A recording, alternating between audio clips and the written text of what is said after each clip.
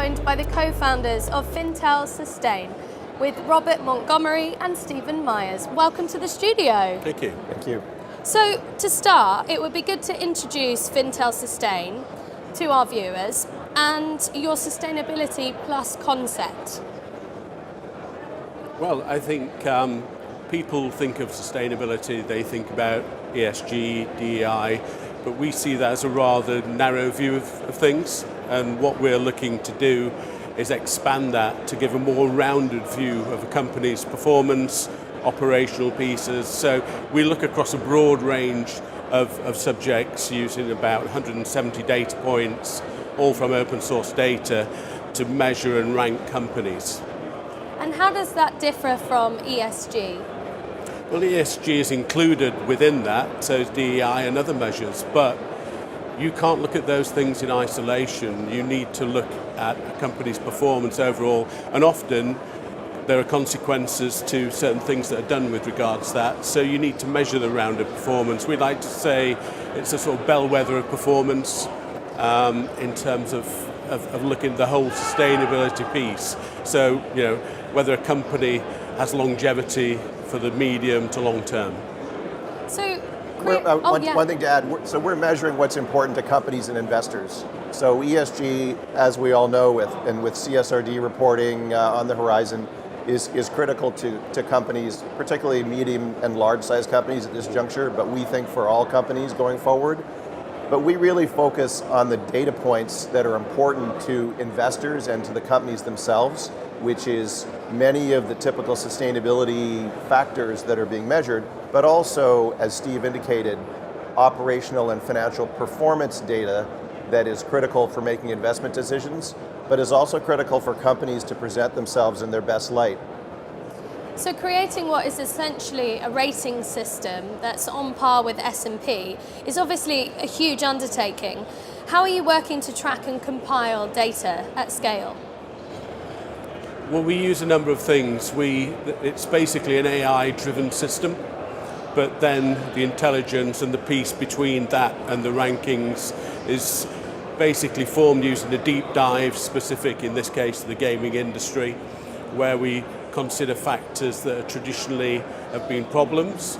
But the reality is that whilst the industry gets a lot of bad press, they do a lot of good things. So we try to measure that, and our 170 data points give a real balance of a company's performance from, as I say, we call it PESGO, performance, environmental, social, governance, and operational measures. And gaming does a lot of good things, but it's always on the back foot talking about responsibility and the fact that it has an issue with its reputation.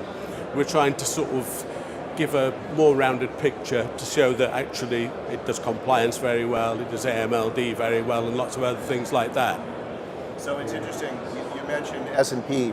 So there's a lot of ratings agencies that do really excellent work. I think what we're doing is different from what they're doing.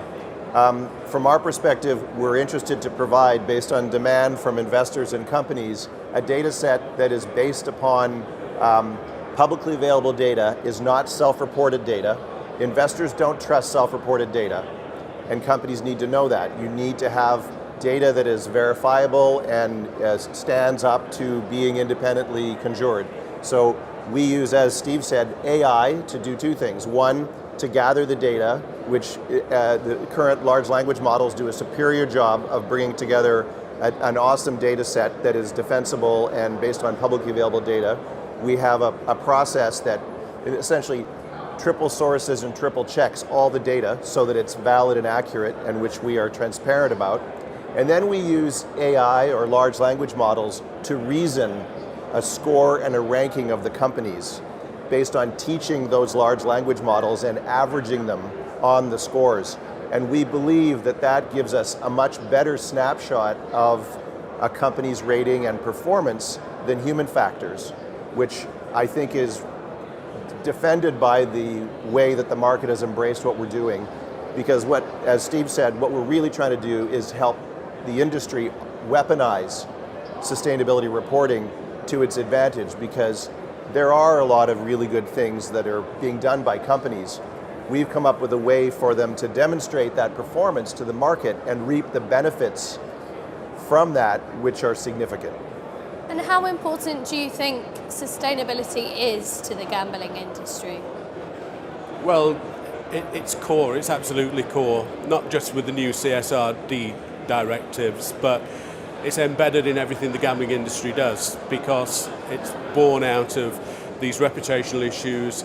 The compliance function is such a big part of that.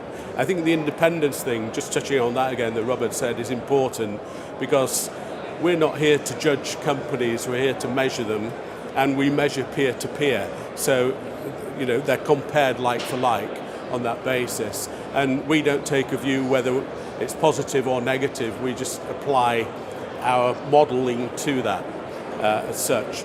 But reputation is one of the key things. Reputation and perception the industry has a problem with. Unlike some other industries, it doesn't report consistently or as transparently perhaps as they do.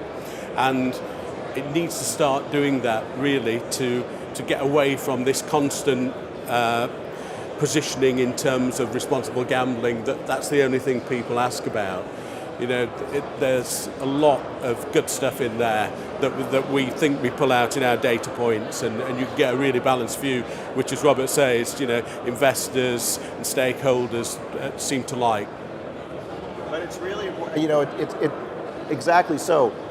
There are some companies in the gaming industry that are doing a fantastic job of showing their best performance in sustainability terms, but they're not patching that and showing the world what they're doing in a individual and uniform way as an industry. And we think both individually and as an industry, there's a chance to get more capital allocators interested in this space. Certainly we think the benefits of a good sustainability performance are really critical and are going to get more important. And in an industry that's so focused on compliance and reporting, they arguably should be better, the gaming industry names, at getting a higher score in sustainability terms. And we think that's coming through getting more information, and as companies mature and the management cadres pay more attention to this. And the benefits are significant. Lower cost of capital, more liquidity, better valuation. And we've seen this, and through our discussions, seen it demonstrably to be the case.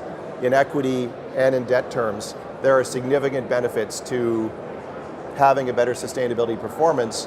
And many companies are aware of this. They're working through many of the issues, such as CSRD, to get to that point in time.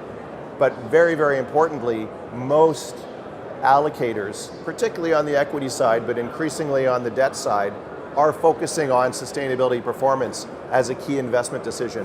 Whether ESG, which is politicized in many senses, sees changes to its own perception in North America and Europe, notwithstanding, asset allocators are paying attention to this stuff.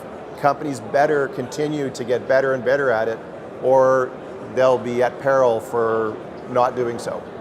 Yeah, why should a gambling company have to pay 3 or 4% more for cost of capital? If I give an example, a short anecdote, when we looked at this data, if you look at a bank, you can probably set up a Revolut account in 10 minutes, 5 to 10 minutes. If you want to set up an iGaming account, you've got to jump through a series of hoops to get there, and it takes a lot longer than 10 minutes, But the perception is different. People think that the banks are much more compliant. So, and yes, they do have a full compliance structure, but things like that need to be balanced out, and people need to be made aware of them.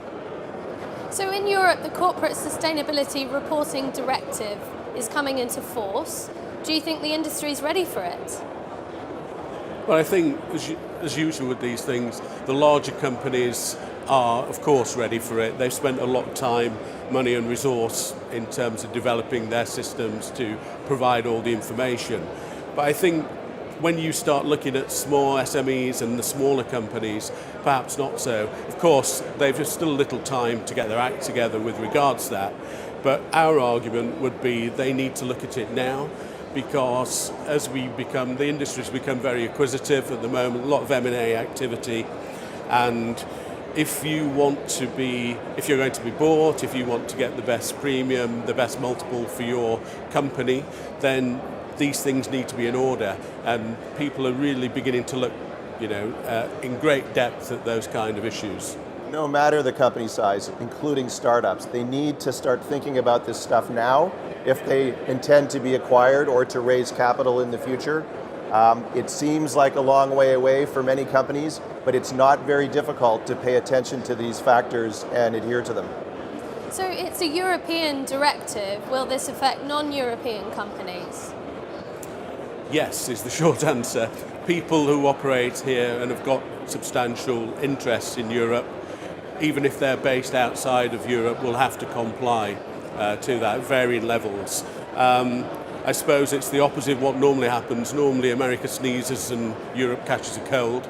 The reverse is true with iGaming in many ways, that iGaming originated out of Europe, has now spread into the US and beyond, particularly into like LATAM areas as well now. So, but yes, they will have to do that. And companies are already reporting lots of these things anyway. They have a statutory requirement in many cases to provide some of the information, not all of what CSRD will include. But what's critical to add there, and I alluded to this earlier, is investors are all paying attention to these data points. We've seen in the US an anti-ESG, anti-DEI movement. As we said at the outset, we're about sustainability holistically, which includes not just environmental, social, and governance, but also operational and financial performance. All of these data points are no less critical to asset allocators, investors, than they've ever been. They're getting more important, and companies need to know that and need to make sure they're adhering to that.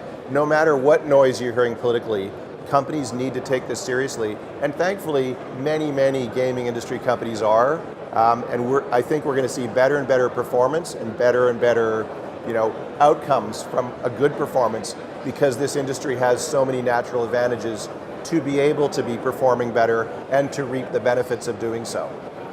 And when it comes to sustainability, where does gaming sit in terms of its success in comparison to other sectors? I alluded earlier in the conversation to, if you take an industry like alcohol, for example, bordering on that sort of sin stock sort of perception. 20 years ago, they started a journey to try and address some of these issues, and they've done it very successfully. So what you see now, contrasting with gaming, you see that the alcohol companies have a consistent set of KPIs. They work with the UN Sustainable Development Goals, and it's very consistent in its approach, and everyone is transparent with regards to that in comparison to gaming. Gaming does lots of good things, but each company tends to do it differently. And what we're trying to, and part of the thing with FiNTEL Sustain, with our Sustainability Plus model, is we balance out those factors, and we manage to find, through driving the data, we find out what they're really doing, as opposed to sometimes what companies say they're doing. Companies like to tell you about what they're good at, so we try to get a balanced view of the other things as well. And what advice would you give to executives who are trying to improve their position on sustainability? Well, first of all, get a hold of us, right? Second of all, the Sustainability Plus ratings and rankings that we do are really critical. They're accessible for the industry, cost effective and accessible thanks to us using AI. And really, they're there to be used to the advantage of the companies and the investors who want to get a better understanding of a deep dive on this industry and what are the critical data points that are at play here. Transparent, no self-reporting. Companies can take advantage of this and should, because the data is sitting there to be used. So we look forward to engaging with lots of people in the industry to be able to bring this to good effect. And also, I think, to evangelizing to smaller companies that they have to pay attention to some of these data points, not just the ESG, but also the operational and performance data points, and package them and present them to the industry and investors as a mark of where they stand, which will do them good service in future as they grow their capital base, as they look to bring on more customers, stakeholders, and have a transparent view of how they're performing. It'll be good for them and good for the overall gaming ecosystem. Yeah, we published in iGB in December the top 10, and along with a few of the trends that were coming out of that, and we've got some more information that'll be coming out in due course as well. Brilliant stuff. Stephen, Robert, thank you so much for your time. Thank you. Thank you. Thanks, Gail.